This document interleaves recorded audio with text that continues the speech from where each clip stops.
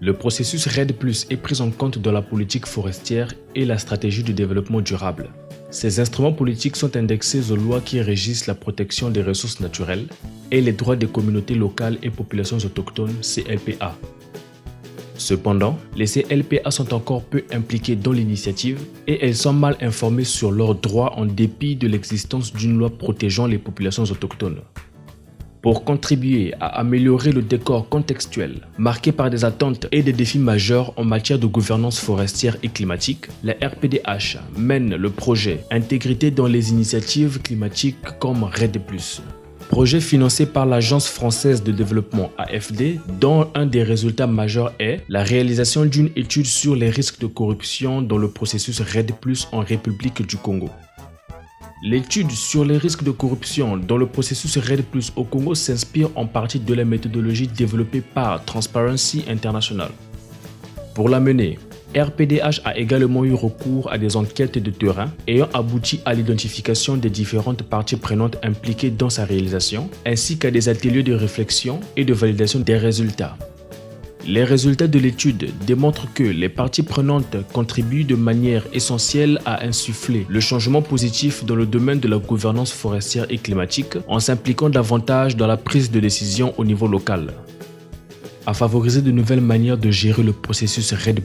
par le biais de la participation de plusieurs acteurs, y compris les femmes et les jeunes. À s'efforcer de modifier les politiques en vigueur en les adaptant aux besoins des communautés locales et populations autochtones CLPA, à engager la responsabilité des décideurs et à renforcer la coopération avec les partenaires au développement.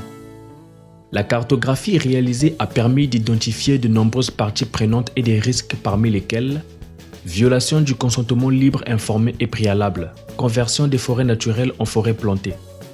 risque de l'attribution des marchés et titres pour la gestion des ressources naturelles, accès limité aux ressources naturelles pour les communautés locales et populations autochtones, accaparement des terres, délocalisation des activités et habitations des communautés locales et populations autochtones, détournement de fonds des projets et programmes, distribution non équitable de revenus REDD+, déficit en matière de suivi des projets, divulgation déloyale des informations confidentielles, risque d'asservissement de la société civile par les autres parties prenantes, risque de corruption lié à la négociation des cahiers de charges particuliers avec les communautés locales et populations autochtones, risque lié à la gestion des conflits et ou contentieux. Les recommandations qui découlent des résultats de l'étude s'adressent particulièrement aux parties prenantes suivantes.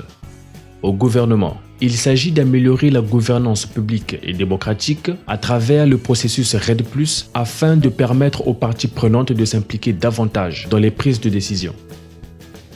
À la CNRED, il s'agit de modifier la manière dont le processus REDD+ est géré en République du Congo en effectuant un changement radical qui privilégie une forte participation des parties prenantes dans tout le processus et particulièrement les communautés locales et populations autochtones à long terme. Ce changement doit s'accompagner d'une meilleure compréhension du dit processus à travers les différentes approches prônées par la CNRED dans le renforcement des capacités.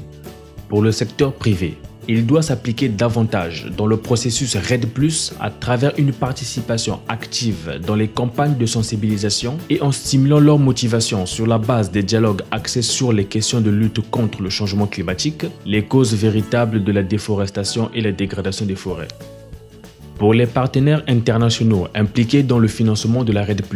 ils doivent davantage soutenir les initiatives des OSC en matière de gouvernance forestière et climatique, d'intégrité dans la REDD+, et intéresser les pouvoirs publics à respecter leurs obligations de transparence, de lutte anti-corruption à travers les réformes juridiques et institutionnelles en vue de combler les lacunes principales dans la gestion participative des ressources naturelles. Soutenir de nouvelles approches en matière de lutte contre la corruption et le secteur forestier en vue de renforcer les capacités des OSC et des médias en matière de plaidoyer et développement des partenariats, réseaux et alliances avec les OSC sœurs ainsi que les organisations non gouvernementales internationales pour influencer les décideurs politiques dans la prise de décisions sur le partage équitable des bénéfices multiples issus du processus REDD+, et la lutte contre la corruption sur toutes ses formes. Pour la société civile, Elle doit élaborer de manière proactive des stratégies de plaidoyer pour la mise en œuvre effective des engagements publics. Cela signifie s'assurer du respect des obligations, interpeller le gouvernement lorsqu'il ne l'est pas et utiliser les informations mises à disposition pour atteindre les objectifs globaux de plaidoyer concernant la gouvernance forestière.